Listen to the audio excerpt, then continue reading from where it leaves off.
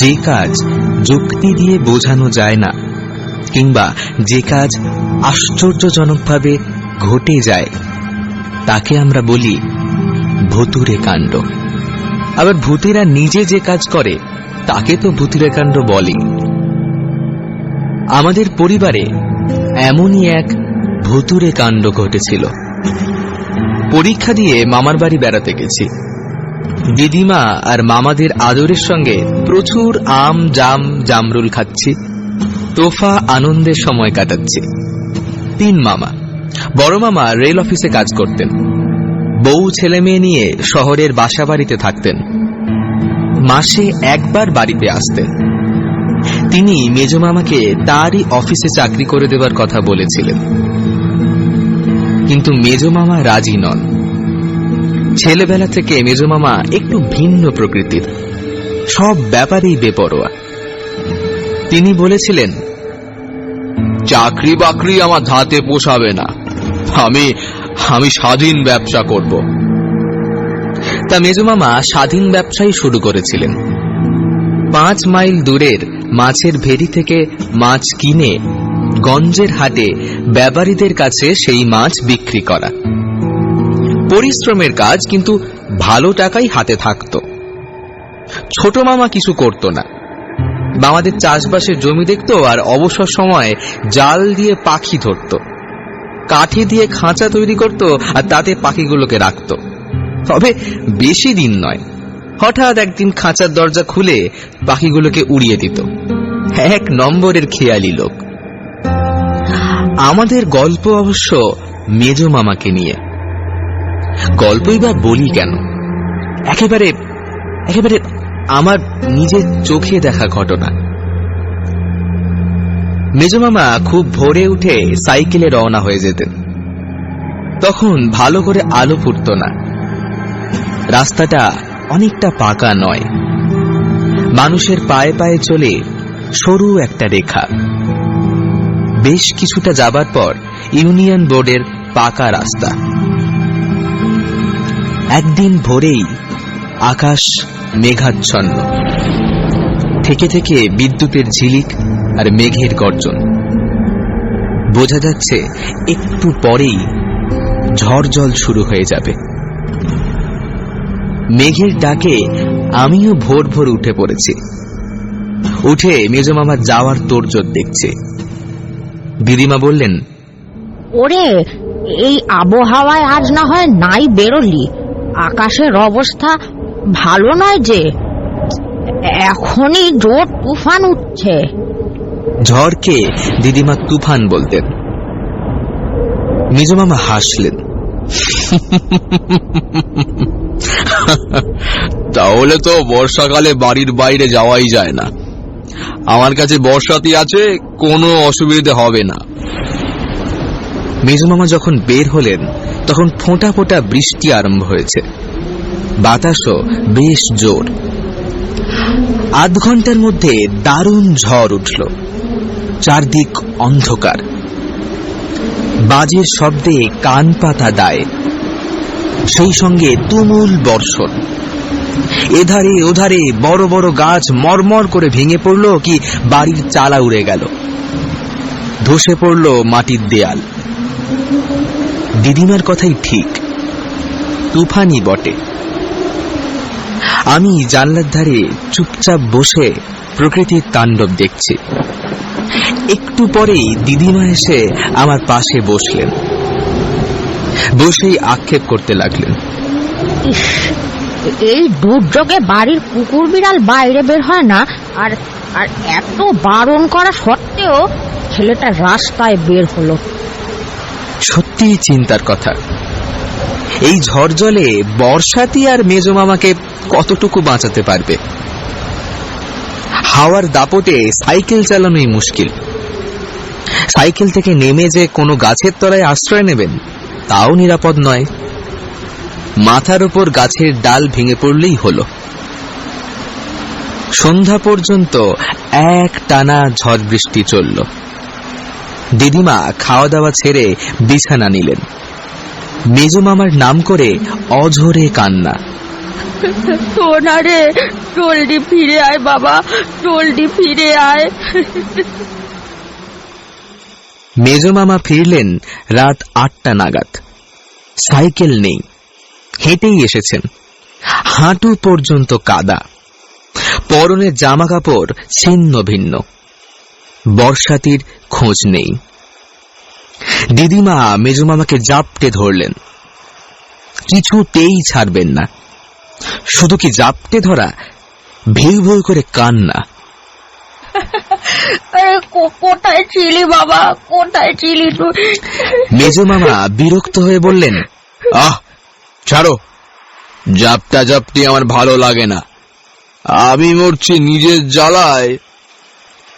আমি জিজ্ঞাসা করলাম, মেজো মামা তোমার সাইকেল কই? বটগাছ চাপা পড়ে খণ্ড বিখণ্ড হয়ে গেছে। বটগাছ চাপা? হ্যাঁ, কাঞ্চনতলার কাছে দারুণ ঝড় উঠল। বটগাছের ডাল মরমর করে ভেঙে পড়ল আমার ওপর। সাইকেল চুরমার হয়ে গেল। আমি ছিটকে পড়লাম মাটির ওপর। এই এই এই দেখ না, দেখ দেখ। মেজো মামা চুল সরিয়ে দেখালেন, মাথার এক জায়গায় রক্ত জমে কালো হয়ে আছে। তারপর থেকে মেজো মামা কেমন যেন বদলে গেলেন। মাছের ব্যবসা বন্ধ, সারাটা দিন ঘুমিয়ে কাটাতেন। রাত্রে বেরিয়ে যেতেন, কখন ফিরতেন কে জানে। দিদিমা অনেক বলতেন, কিন্তু মেজো মামা নির্বিকার। শেষকালে দিদিমার নির্দেশে আমি শুতাম মেজো মামার সঙ্গে, অবশ্য আলাদা খাটে। একদিন খুব ভোরে মেজো মামার ডাকে ঘুমটা ভেঙে গেল। এই এই, এক কাপ চা খাওয়াতে পারিস? ঘরের কোণে স্টোভ ছিল, তাকের ওপর চা, চিনি, কাপ, ডিশ। আগে আগে ভোরে বের হবার সময় মেজো মামা নিজে চা করে খেতেন। ঘুম জড়ানো গলায় বললাম, তুমি তুমি নিজে করে খাও না। মেজো মামা যেন ভয় পেয়ে গেলেন। না না না না না, আমি আমি আগুনের কাছে যেতে পারবো না, ভয় করে। ভয় করে কথাটা মেজো মামার মুখে নতুন শুনলাম। মেজো মামা চিরকাল দুর্দান্ত প্রকৃতির, দারুণ সাহস। সেই দুর্ঘটনার পর থেকে মেজো মামা যেন কুঁকড়ে গেছেন। কারো সঙ্গে ভালো করে কথাও বলতেন না। কেউ ডাকতে এলে বলে দেন, বল আমি বাড়িতে নেই। আরো আশ্চর্যের কাণ্ড, মাথার একদিকের রক্ত জমে থাকাটা একই রকম রয়ে গেল। ওষুধপত্র, মালিশ কিছুতেই কিছু হলো না। অগত্যা উঠে চা তৈরি করে দিলাম, নিজেও খেলাম এক কাপ। আর এক রাতে এমন এক ব্যাপার ঘটল, তাতে একটু ভয়ই পেয়ে গেলাম। কদিন গুমোট গরম পড়েছে, হাত পাখা নেড়ে নেড়ে পরিশ্রান্ত হয়ে পড়েছে। কিছুতেই ঘুম আসছে না। বিছানায় এপাশ ওপাশ করছে। বহু কষ্টে যাও বা একটু ঘুম এলো, সেটা পেঁচার কর্কশ আওয়াজে ভেঙে গেল। ভয় পেয়ে উঠে বসলাম। জানলা দিয়ে ঘরের মধ্যে চাঁদের আলো এসে পড়েছে। কোথাও একটুকুও অন্ধকার নেই। মেজো মামার দিকে চোখ ফিরিয়েই চমকে উঠলাম। আমার মামার বাড়ির সবাই বেশ একটু খড়বোকায়, মেজো মামা আবার সবচেয়ে বেটে। সেই মেজো মামাকে দেখলাম বিরাট চেহারা, দেহ খাটের বাইরে গিয়ে পড়েছে। দুটো চোখ রোগড়ে নিয়ে আবার দেখলাম, একই দৃশ্য। খাট থেকে নেমে পালাবার চেষ্টা করতেই দৃশ্য বদলে গেল। মেজো মামা যেন নিজের সাইজে ফিরে এলেন। মনকে বোঝালাম, ঘুম চোখে নিশ্চয়ই ভুল দেখেছি, না হলে এমন ব্যাপার হতে পারে নাকি। একথা কাউকে কোনোদিনও বলিনি, জানি কেউ বিশ্বাস করবে না। কিন্তু পরে যা ব্যাপার ঘটল তাতে আমি রীতিমতো ঘাবড়ে গেলাম। এক রাতে হঠাৎ ঘুম ভেঙে দেখি মেজমামা বিছানায় নেই। ভাবলাম প্রাকৃতিক প্রয়োজনে বাইরে গেছেন, এখনই ফিরবেন। কিন্তু অনেকক্ষণ কেটে গেল, মেজমামা ফিরলেন না। উঠে পড়লাম। জানলা দিয়ে বাইরে চোখ ফিরিয়েই বুকের রক্ত হিম হয়ে গেল। মেজমামা রোয়াকে বসে আছে, জানলার দিকে পিছন ফিরে। একটু দূরে গোটা কয়েক গাছ পার হয়ে একটা জাম গাছে ছোট মামা জাল পেতে রেখেছে পাখি ধরবার জন্যে। জালের এক জায়গায় ফুটো ছিল, ছোট মামা বোধহয় লক্ষ্য করেনি। সেই ফুটো দিয়ে আটকে থাকা পাখিগুলো ফুরুত ফুরুত করে বেরিয়ে যাচ্ছে। মেজমামা বসে বসেই হাত বাড়ালেন। কি বিরাট হাত! রোয়াক থেকে জাম গাছটার দূরত্ব কমপক্ষে 30 গজ তো হবেই। হাতটা সোজা গাছের ওপরে চলে গেল, যেখানে জালের ফুটো সেখানে। মেজমামা আঙুল দিয়ে জালে গিঁট বেঁধে দিলেন। পাখিদের পালানো বন্ধ হলো। আমি বুকের ওপর হাত চেপেও দুপ দুপ শব্দ বন্ধ করতে পারলাম না। মনে হলো এখনই অজ্ঞান হয়ে যাব। কোনো রকমে কাঁপতে কাঁপতে খাটের ওপর শুয়ে পড়লাম। কখন ঘুমিয়ে পড়েছি জানি না। ভোরে উঠে দেখি মেজমামা খাটে শুয়ে অঘোরে ঘুমোচ্ছেন। আশ্চর্য কাণ্ড, দরজা ভিতর থেকে বন্ধ। কাল রাতে মেজমামা যখন রোয়াকে বসে, তখন আমি লক্ষ্য করেছি দরজায় ছিটকানি। তাহলে মেজমামা বাইরে গেলেন কি করে? বন্ধ দরজা দিয়ে ঘরের মধ্যেই বা ঢুকলেন কি করে? ঠিক করে ফেললাম আর মামার বাড়ি নয়, কোনো একটা অছিলায় বাড়ি পালাবো। এটাও কি চোখের ভুল? দুবার এরকম চোখের ভুল হতে পারে কখনো? দুপুরবেলা কিন্তু মত বদলে গেল।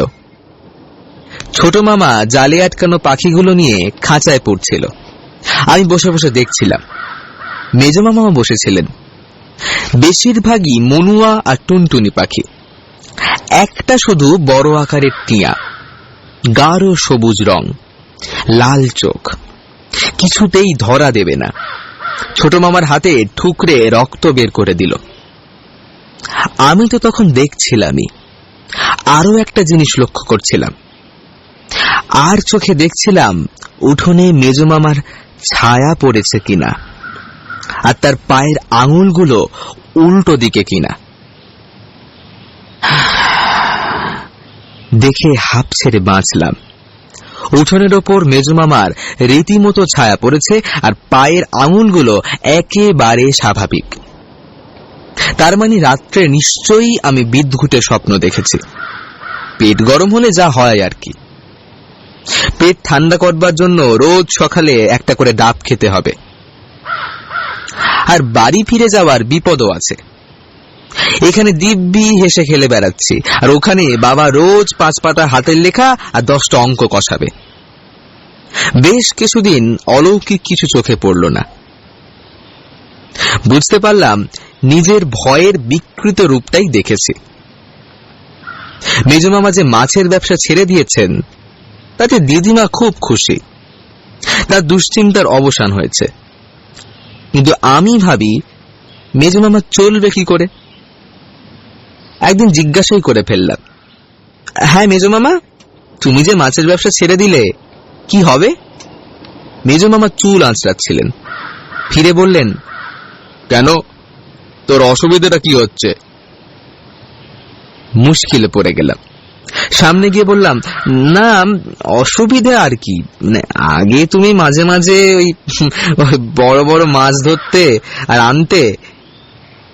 আমাকে থামিয়ে দিয়ে মেজমামা বললেন, ও এই কথা, তোকে আজই বড় মাছ খাওয়াচ্ছি, দাঁড়া। মেজমামা বেরিয়ে গেলেন। ফিরলেন হাতে একটা প্রকাণ্ড রুই মাছ নিয়ে। আমি তো অবাক।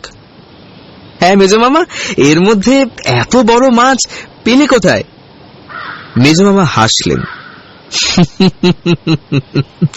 একজন জেলের সঙ্গে দেখা হয়ে গেল, মাছের ঝুড়ি নিয়ে হাটে যাচ্ছিল। আমার তো সবই চেনা, বলতেই দিয়ে দিল। দিদিমার আনন্দ আর ধরে না। বটি নিয়ে এসেই মাছ করতে বসলেন। আমি কাছে দাঁড়িয়ে রইলাম। রোজ ছাই রঙা একটা উটকো বেড়াল এ বাড়িতে আসত আহারের সন্ধানে। সেদিনও সে এসে হাজির। বটির পাশে আঁশের স্তূপ। বেড়ালটা এগিয়ে এসে আঁশে মুখ দিয়েই বিকট স্বরে ম্যাও করে উঠল। অস্বাভাবিক স্বর, কেউ যেন তার গলা টিপে ধরেছে। তারপর লেজটা খাড়া করে সোজা পাঁচিলের ওপর গিয়ে উঠল। দিদিমাও ব্যাপারটা লক্ষ্য করেছিলেন। তিনি বললেন, হ্যাঁ রে, বিড়ালটা কি হলো বলতো? ওভাবে চেঁচিয়ে উঠল, গলায় কাঁটা ফুটলো নাকি? কিন্তু আমি স্পষ্ট দেখেছি বিড়ালটা একটা আঁশও মুখে তোলেনি। খাওয়া তো দূরের কথা, কেবল ছুঁকেই ওই রকম চিৎকার করে উঠল। সব ব্যাপারটা কেমন যেন অদ্ভুত মনে হচ্ছিল। এমনকি দিদিমা যখন একটা কলা পাতায় বড় মাছের টুকরো ভেঙে আমাকে খেতে ডাকলেন, তখন একটু ইতস্তত করেছিলাম। তারপর মনে সাহস এনে মাছের টুকরো মুখে দিয়ে আশ্বস্ত হলাম, না, কোনো গোলমেলে ব্যাপার নেই, দিব্যি সুস্বাদু মাছ। কত অল্পেতে আমরা ভয় পেয়ে যাই। বিড়ালটার ওভাবে চিৎকার করে ওঠার হাজার কারণ থাকতে পারে, তবে সেদিন থেকে বিড়ালটাকে আর ধারে কাছে দেখতে পাই না। বোধহয় অন্য কোনো বাড়িতে আস্তানা গেড়েছে। এতদিন কথাটা দিদিমা কিংবা ছোট মামাকে বলিনি, কারণ প্রথমত সব ব্যাপারটা নিজেই ঠিক বিশ্বাস করে উঠতে পারিনি। হয়তো আমারই চোখের ভুল কিংবা ভয়ের ছায়াটা রূপ ধরে আমার সামনে এসে দাঁড়িয়েছিল। দ্বিতীয়ত প্রয়োজন হলে এই অলৌকিক কাণ্ড যে কাউকে দেখাতে পারবো এমন সম্ভাবনা কম। তাছাড়া দিদিমাকে নিজের ছেলের সম্বন্ধে কি করে এসব কথা বলি? তবে আমি মনে মনে ঠিক করে রেখেছিলাম, আরে একবার এরকম বিভৎস দৃশ্য চোখে পড়লেই মামার বাড়ি থেকে পালাবো। এখানে আদর যত্নের লোভে তো আর বেঘরে প্রাণটা দিতে পারি না। বেশ কিছুদিন সব স্বাভাবিক, কোথাও কোনো গোলমাল হলো না। মেজো মামা অবশ্য মাছের ব্যবসায় আর গেলেন না, বাড়িতেও বিশেষ থাকতেন না, কোথায় কোথায় ঘুরে বেড়াতেন কে জানে। দিদিমা জিজ্ঞাসা করলে বলতেন, একটা কিছু করবার চেষ্টায় আছি, কতদিন আর চুপচাপ বসে থাকব। তারপরই অঘটনটা ঘটল। মাঝরাতে বাথরুমে যাবার প্রয়োজনে বাইরে বেরিয়ে দেখি ছোট মামা রোয়াকের এক কোণে দাঁড়িয়ে, একেবারে পাথরের মূর্তির মতন নিষ্পন্দ, নিশ্চল। আমি কাছে যেতেই আঙুল দিয়ে বাগানের দিকে দেখালো। যা দেখলাম তাতে আমার মাথা ঘুরে গেল। একটা গাছের ডালে মেজো মামা পা ঝুলিয়ে বসে। মেজো মামা মানে মুখটা মেজো মামার, কিন্তু দেহটা বিরাট। মাথাটা প্রায় গাছের মগ ডালে ঠেকেছে, পা দুটো মাটির অল্প ওপরে। কি খেয়ে খেয়ে বাগানের মধ্যে ছুঁড়ে ফেলছেন। একটা ছিটকে এসে রোয়াকের ওপর পড়তে নিচু হয়ে দেখেই চমকে উঠলাম। রক্ত মাখা হাড়ের টুকরো, সমস্ত শরীর থরথর করে কেঁপে উঠল। মনে হলো এখনই বুঝি অজ্ঞান হয়ে লুটিয়ে পড়ব। ছোট মামা আমার অবস্থাটা বুঝতে পেরে আমার হাতটা শক্ত করে ধরে ঘরের মধ্যে নিয়ে এসেছিল। তারপর দিন 15 কি হয়েছে আমি জানি না। দারুণ জ্বরে আমি প্রায় বেহুশ। দিদিমা চেয়েছিলেন আমার বাবাকে খবর দিতে, কিন্তু ছোট মামা অনেক বুঝিয়ে তাকে নিরস্ত করেছিল। ছোট মামা বলেছিল, শুধু ভয় পেয়েই আমার এই জ্বর, ডাক্তারেরও তাই মত। এর মধ্যে বাবাকে টেনে নিয়ে এলে আসল ব্যাপারটা তাকে জানাতে হবে। স্বাভাবিকভাবেই কথাটা বাবা বিশ্বাস করবেন এটা আশা করা যায় না। অথচ তার পরের দিন সকালে দিদিমার পোষা ছাগলটা নিখোঁজ। খুঁজতে খুঁজতে বাগানের মধ্যে তার ছিন্ন মুন্ডটা পাওয়া গিয়েছিল। চারদিকে রক্তমাখা যেসব হাড়ের টুকরো পাওয়া গেল, সেগুলো যে ছাগলেরই হাড় সে বিষয়ে কোনো সন্দেহ নেই। কিন্তু এমন কথা কে বিশ্বাস করবে, বিশেষ করে শহরের লোক? মেজমামা নাকি আশ্চর্যভাবে শান্ত হয়ে গিয়েছিলেন। হাঁটুর ওপর মাথাটা রেখে চুপচাপ বসে থাকতেন ঘরের মধ্যে। হাজার ডাকেও সাড়া দিতেন না। খেতে ডাকলে রুক্ষ কণ্ঠে উত্তর দিতেন, খিদে নেই, শরীর খারাপ। দিদিমা যে মেজমামাকে এত ভালোবাসতেন, সেই দিদিমা ছোট মামার কাছে সব শুনে মেজমামার ধারে কাছে ঘেঁষতে চাইলেন না। আমি যখন সেরে উঠলাম তখন ব্যাপারটা অনেক দূর এগিয়েছে। শোবার ব্যবস্থা পাল্টে গেছে। এক ঘরে আমরা 3 জন শুতাম। এক পাশে দিদিমা, অন্য পাশে ছোট মামা, আর মাঝখানে আমি। সারা রাত ঘরে আলো জ্বলত। ছোট মামা দরজার ভিতর থেকে ডবল তালা লাগিয়ে দিত। আমরা সবাই জানতাম অলৌকিক শক্তির পক্ষে এ তালা কোনো বাধাই নয়, কিন্তু তবু বারণ করতে পারিনি। ছোট মামা আর আমি ওই দৃশ্য দেখার পর আমি আগে যা দেখেছি সব দিদিমা আর ছোট মামাকে বলেছি। ছোট মামা বলল, কথাটা আগেই তোমার বলা উচিত ছিল, তাহলে আরো আগে ব্যবস্থা নিতে পারতাম। কি ব্যবস্থা নেওয়া হবে তাও ছোট মামা বলল। বদনপুর এখান থেকে 2.5 মাইল। সেখানকার ভৈরব রোজা খুবই বিখ্যাত।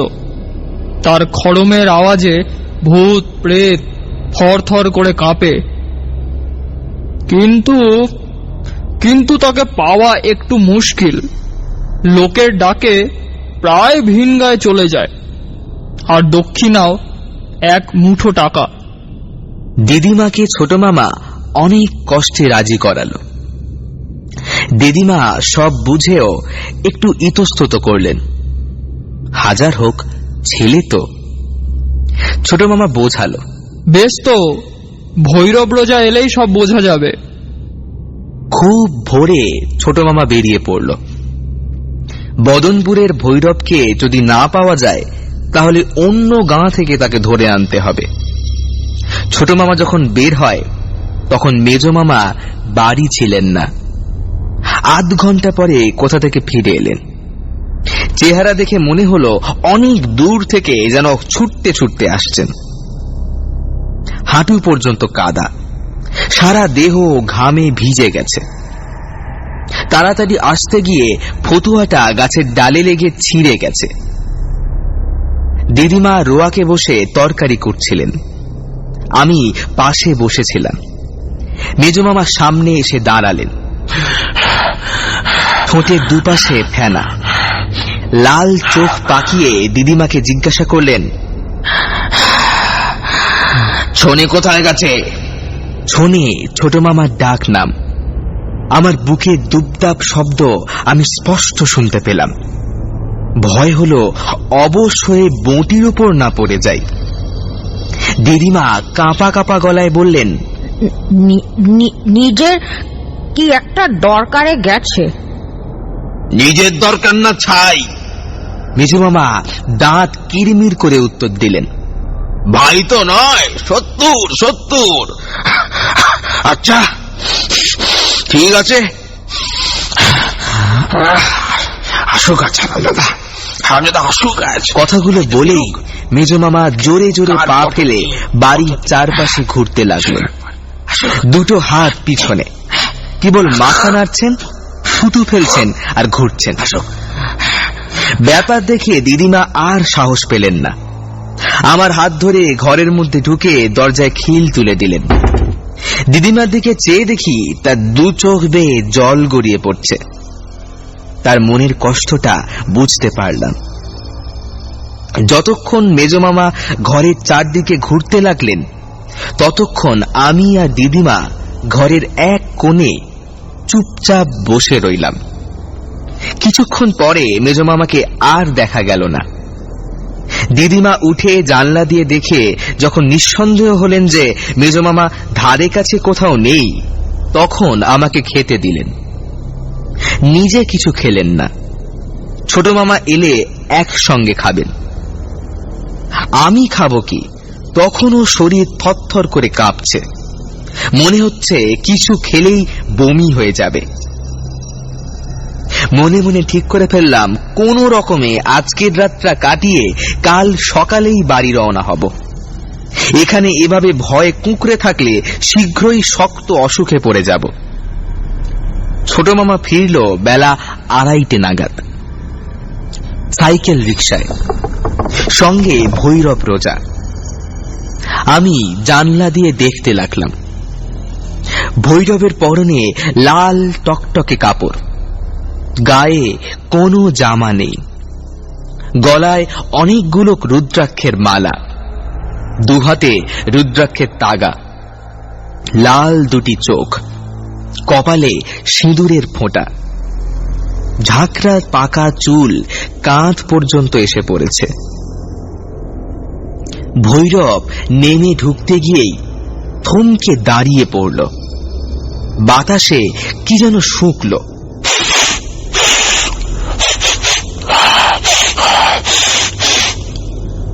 তারপর ছোট মামার দিকে ফিরে বলল, কেউ গৃহবন্ধন করেছে।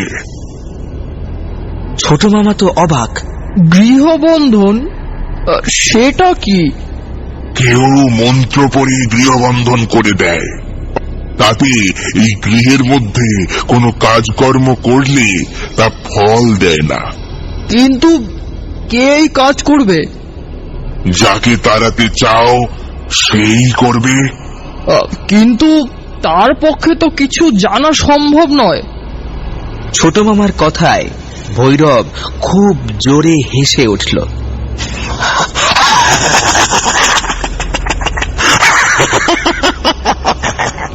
প্রেতাত্মার পক্ষে সব কিছু জানতে পারাই সম্ভব। মানুষের চেয়ে তারা অনেক বেশি শক্তির অধিকারী হয়। তাহলে উপায়? উপায় আছে বই কি। তুমি আগে সাইকেল রিক্সাকে বিদায় করো। ছোট মামা সাইকেল রিকশার ভাড়া মিটিয়ে দিল। ভৈরব পাশে রাখা ঝোলা থেকে একটা মাটির সরা বের করল। তার উপর 4টে পাকা লঙ্কা, 1 মুঠো সর্ষে, কতগুলো কুশের ডগা রাখল। তারপর রাস্তার ওপরই বসে পড়ে বিড়বিড় করে মন্ত্র পড়তে লাগলো। ওম ভ্রিং ক্রিং চামুণ্ডায় নমঃ।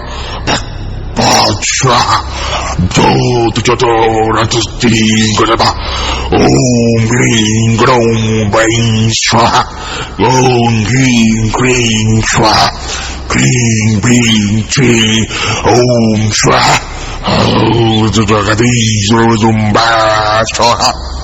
মন্ত্র পড়ার সঙ্গে সঙ্গে সেই লঙ্কা, সর্ষে আর কুশের ডগা আমাদের বাড়ির দিকে ছুটতে লাগলো। পিছনে নিঃশ্বাসের শব্দ হতে আমি ফিরে দেখলাম দিদিমা এসে দাঁড়িয়েছেন। তার চোখে তখনও জল। আধ ঘন্টা পরে ভৈরব উঠে দাঁড়ালো। ঠিক আছে, এবার বাড়ির মধ্যে চলো। ভৈরবের কাণ্ড কারখানা দেখে ইতিমধ্যেই রাস্তার ওপর গাঁয়ের কিছু লোক জড়ো হয়েছিল। ভৈরবের পিছন পিছন তারা বাড়ির মধ্যে এসে ঢুকল। উঠানে মাটি দিয়ে বেদি করা হলো, তাতে কাঠ, শুকনো ডালপালা সবকিছু দিয়ে আগুন জ্বালানো হলো। ভৈরব সেই অগ্নিকুণ্ড প্রদক্ষিণ করতে করতে মাঝে মাঝে কাঠি করে ঘি ছিটিয়ে দিতে লাগলো। সঙ্গে সঙ্গে আগুন দাউ দাউ করে জ্বলে উঠতে লাগলো। ততক্ষণে সাহস পেয়ে আমি রোয়াকে গিয়ে বসেছি। দিদিমা আমার পাশে, ছোট মামা ভৈরবের কাছে তার ফাই ফরমাস খাচ্ছে। আধ ঘন্টা কিচ্ছু হলো না, সব নিস্তব্ধ। শুধু ভৈরবের রুক্ষ গলায় মন্ত্রপাঠের শব্দ শোনা গেল। হিং তিং চামুন্ডায় নমঃ, হিং তিং চামুন্ডায় নমঃ, ওম ভূত চলাচলি। হিং তিং ছট করে অদ্ভুত ভাষা। আমি যখন ভাবতে শুরু করেছি যে সবটাই বুঝলো কি, তখন হঠাৎ শো শো আওয়াজ। ঠিক ঠিক অনেক দূর থেকে ঝড় এলে যেমন হয়, পশ্চিম দিকের গাছপালাগুলো ভীষণভাবে দুলতে লাগলো। গাছের ডালে বসা কাকের দল চিৎকার করে আকাশে পাক খেতে লাগলো। একটু পরেই গাছপালার পিছন থেকে মেজ মামা এসে হাজির। দুটি চোখ বন বন করে ঘুরছে, ফুলে উঠেছে নাকের পাটা, মুখে একটা মুরগি। বেচারি মরণ যন্ত্রণায় পাখা ঝটপট করছে। মেজমামার দু কষ বেয়ে রক্ত গড়িয়ে পড়ছে। মেজমামার সেই মূর্তি দেখে আমি ভয়ে দিদিমাকে জড়িয়ে ধরলাম।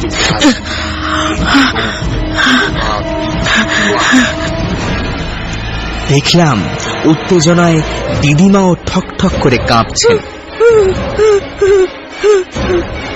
মেজমামা এসে দাঁড়াতে ভৈরবেরও চেহারা বদলে গেল। সে আরো জোরে জোরে মন্ত্র পড়তে লাগলো। আগুনে মুঠো মুঠো কি ফেলল, তাতে আগুন আরো দাউ দাউ করে জ্বলে উঠল। মেজমামা এগোতে পারলেন না, গাব গাছের তলা পর্যন্ত এসে দাঁড়িয়ে পড়লেন। বিশ্রীভাবে ভৈরবকে গালাগাল দিতে লাগলেন। কে দেখেছে, কে দেখেছে আমাকে? হ্যাঁ হ্যাঁ, হারামজাদা, বলা। আধ খাওয়া মুরগিটা ছুঁড়ে দিল তার দিকে। মুরগিটা এসে পড়ল আগুনের মধ্যে। কে তুই? ভৈরব চেঁচিয়ে উঠল। আমি আমি দয়াল বারুজ্জে। মেজমামা আরো জোরে চিৎকার করে বললেন, না না, তুই দয়াল নোস। ঠিক করে বল, ঠিক করে বল, কে তুই? দয়াল বারুজ্জে। দয়াল বারুজ্জে মেজমামার নাম, ডাকনাম টোনা। বলবো না। মেজমামার সে কি গর্জন, ঠোঁটের দুপাশে ফেনা এসে জমল। বলবি না, বলবি না? আচ্ছা দেখি দেখি বলিস কিনা। এই নে। ভৈরব পাশে পড়ে থাকা ঝাঁটাটা তুলে নিয়ে ঘটের ওপর মারতে লাগল। সঙ্গে সঙ্গে মেজমামা আর্তনাদ করে উঠলেন।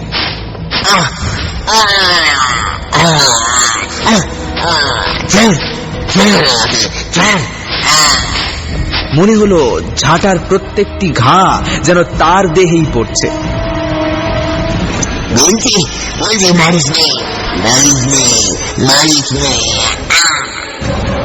মেজমামা গাছতলায় বসে পড়লেন। বল বল বল। ভৈরব ঝাঁটা আছড়ানো শব্দ করল।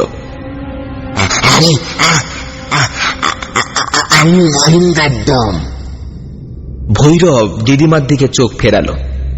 চেনেন চেনেন মহেন্দ্রমকে? দিদিমা একটু ভেবে নিয়ে বললেন, আমি আমি কখনো দেখিনি। বাবার কাছে শুনেছি মহিন্দার পুজোর সময় ঢাক বাজাতো। বিষয় সম্পত্তি নিয়ে শরিকদের সঙ্গে গন্ডগোল হওয়াতে তারা পিছন দিক থেকে মাথায় লাঠি মেরে লোকটাকে শেষ করে দিয়েছে। মেজমামা আর বলবো না, মহিন্দরই বলি। মহিন্দর চুপচাপ সব শুনল। দিদিমার কথা শেষ হতে বলল, মাথা করুন, ঠিক বলেছেন। শিবে আমার মাথায় লাঠি মেরেছিল, আমিও শোধ নিয়েছি। শিবের গোষ্ঠীর ঘাড় মোটকে পগারে ফেলে দিয়েছি। ওর বংশে বাতি দিতে আর কেউ রইল না।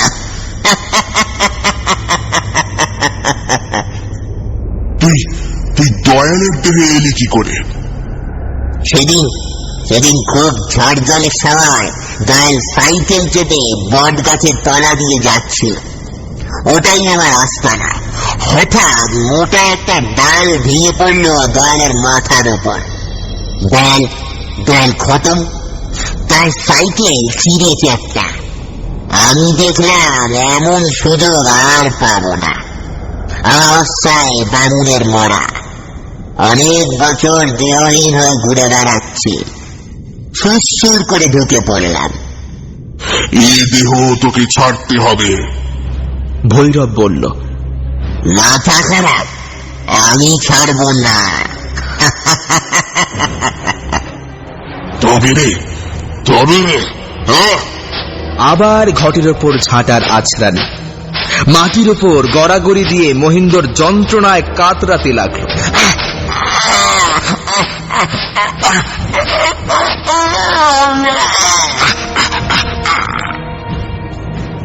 একটু পরে বলল, যাব। কি করে বুঝবো তুই গেছিস? কি করতে হবে বলো? ভৈরব এদিক ওদিক দেখল। উঠোনের এক পাশে মরচে ধরা একটা বর্গা পড়েছিল। সেই দিকে আঙুল দেখিয়ে ভৈরব বলল, ওটা দাঁতে করে তুলে নিয়ে যেতে হবে। আর একটা কথা, বলো। গাঁ থেকে 50 মাইল দূরে চলে যেতে হবে। ঠিক আছে, কাসুন্দিপুরের শ্মশানে আস্তানা বাঁধব। এদিকে আর আসবো না। যা তবে, যা।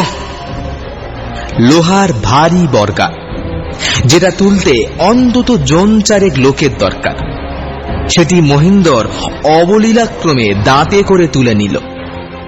আবার সেই ঝোড়ো হাওয়া। গাছপালার মধ্য দিয়ে বর্গা নক্ষত্র বেগে কোথায় অদৃশ্য হয়ে গেল।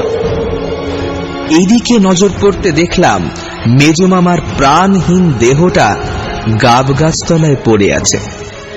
দেহ থেকে বিশ্রী পচা গন্ধ বের হচ্ছে। ভৈরব বলল, এখনই দেহটা সৎকারের ব্যবস্থা করো। অনেক দিনের বাসি মরা। দুম করে একটা শব্দ। দিদিমা অজ্ঞান হয়ে রোয়াকের ওপর ঢলে পড়লেন।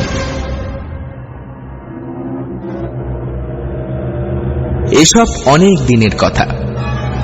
দিদিমা কবেই মারা গেছেন। মামারাও কেউ বেঁচে নেই। মামা তো ভাই বোনেরা কে কোথায় ছিটকে পড়েছে খবর রাখি না।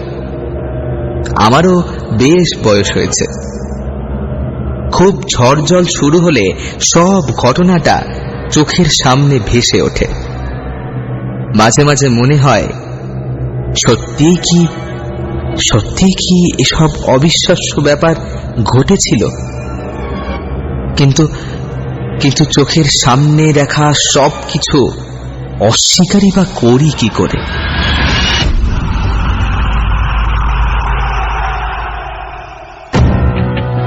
এতক্ষণ শুনছিলে হরিনারায়ণ চট্টোপাধ্যায়ের লেখা ভুতুড়ে কাণ্ড। গল্পপাঠ লেখক মেজমামা, ভৈরব রোজা এবং মহিন্দর ডোমের চরিত্রে প্রীতম, দিদিমা সৌগতা, ছোট মামা অভিক। পলিক্রিয়েশন, স্পেশাল এফেক্টস, আবহ পরিচালনা এবং সম্পাদনায় অভিক। শব্দগ্রহণ অগ্নিভোদে, প্রয়োগ, প্রোডাকশন ডিজাইন এবং সমগ্র পরিচালনায় প্রীতম, বিশেষ সহযোগিতায় সাহেব শর্মা। কেমন লাগলো আমাদের স্টোরি জানাতে ভুলো না। জানাতে গেলে লাইক করো আমাদের ফেসবুক পেজ